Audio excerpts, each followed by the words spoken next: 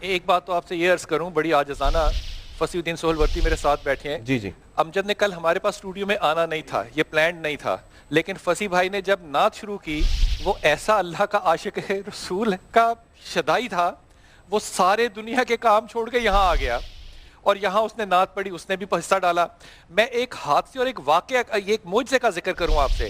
کل جب ہم نے اپنی ٹرانسمیشن شروع کی تو ہم نے فیصلہ کیا کہ ہم عذاب قبر پہ بات کریں گے. کیسا اتفاق تھا، عذاب قبر پہ بات کریں گے. جب ہم نے بات شروع کی فصیح بھائی، ہم سے عذاب قبر پہ گفتگو ہی نہ ہو.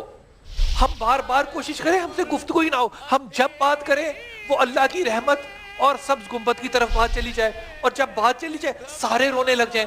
ہم وقفوں کے اندر بار بار یہ سوچیں، ہم میں سے سب لوگ اس اصحاب جو یہاں پہ بیٹھی اپنے اپنے کام کے بڑے ترخم خانے ہیں. ہم سب سوچیں کہ بھائی ہم کیوں بات نہیں کر رہے، جو موضوع ہے اس پہ کیوں نہیں بات کر رہے. فیصلہ کریں کہ اب یہ بات کریں گے. ہم دوبارہ آئے اس پہ بات کرنے کے لیے. خدا کی قسم اس وقت لگ رہا تھا ہماری انکمپٹنسی ہے، یہ حادثہ ہو رہا ہے. اب سمجھ میں آیا وہ حادثہ نہیں تھا، وہ معجزہ تھا.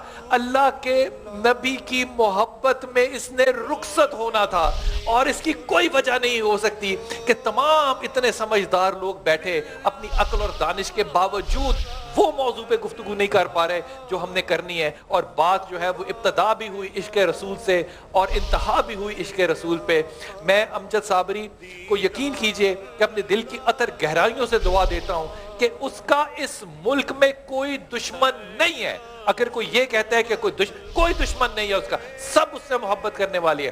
یہ صرف انتشار پھیلانے کے لیے. انتشار پھیلے گا نہیں، ہاں انتشار پھیلے گا، اور وہ انتشار ہوگا عشق رسول کا. وہ ہمارے دلوں میں اور پیدا ہوگا، اس کی رغبت اور پیدا ہوگی. پہلے نعت شاید ہم کم پڑھتے تھے، اب ہم نعت اور حمد زیادہ پڑھیں گے. اس لیے پڑھیں گے کہ اس کا اجر اور ثواب جب تک ہم پڑھ رہے ہیں اور جب تک ہم یہ سن رہے ہیں، ہماری دعا ہے کہ اس کا اجر اور ثواب جو ہے، وہ جو رونق اور نور اس کی قبر میں انشاءاللہ آج ہوگا، اس میں اور اضافہ ہوگا.